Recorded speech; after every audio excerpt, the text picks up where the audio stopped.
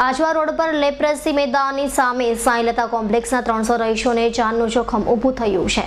10 વર્ષ જૂની ઇમારતના પિલર, દિવાલો તથા ફ્લેટની છત પર તિરાડો પડી ગઈ છે। તાત્કાલિક બિલ્ડિંગનું સમારકામ નહીં કરાવાય તો જાનહાનિ થઈ શકે છે તેવો ભય રહીશોને વ્યક્ત કર્યો છે।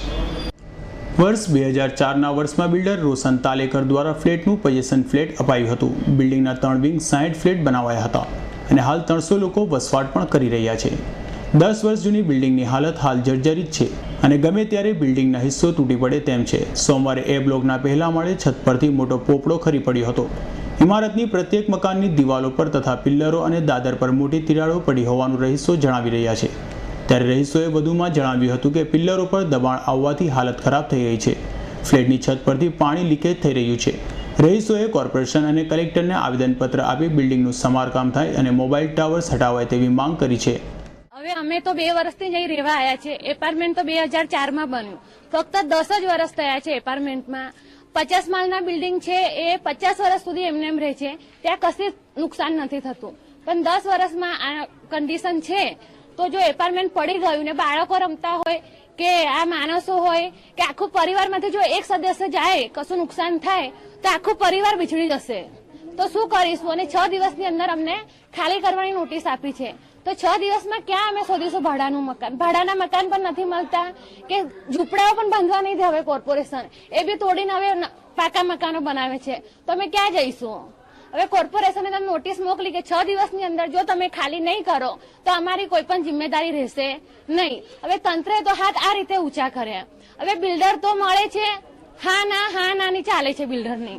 અગર બિલ્ડર જો અમને સંતોષજનક કાર્યવાહી કરી આપશે તો જ અમારું આ એપાર્ટમેન્ટમાં રક્ષણ થશે। છેલ્લા અઠવાડિયાથી તો અહીંયા બધું જે બાંધકામ છે ખરવા લાગ્યું છે અને અત્યંત ભયજનક સ્થિતિમાં અમે જીવી રહ્યા છે। કોર્પોરેશન દ્વારા કોઈ કાર્યવાહી થતી નથી।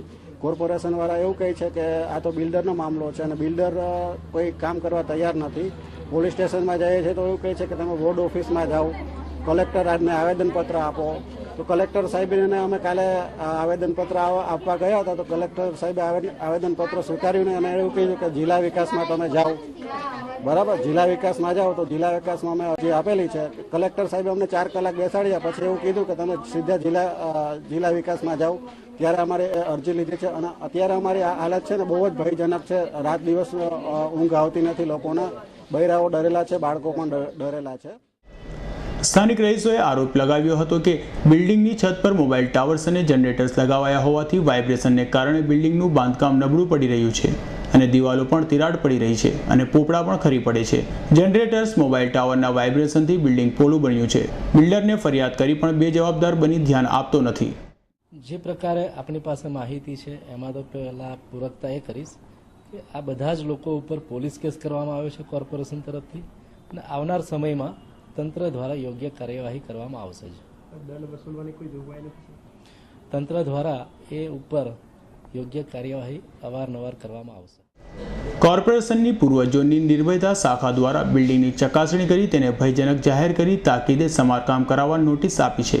આ અંગે બિલ્ડર રોશન તાલેકરનો સંપર્ક કરાયો હતો પણ તેમનો મોબાઈલ ફોન બંધ બતાવતો હતો અને બિલ્ડર બહારગામ હોવાની ચર્ચા ચાલી રહી છે। સોહેલ રાઠોડનો રિપોર્ટ, S9 ન્યૂઝ, વડોદરા।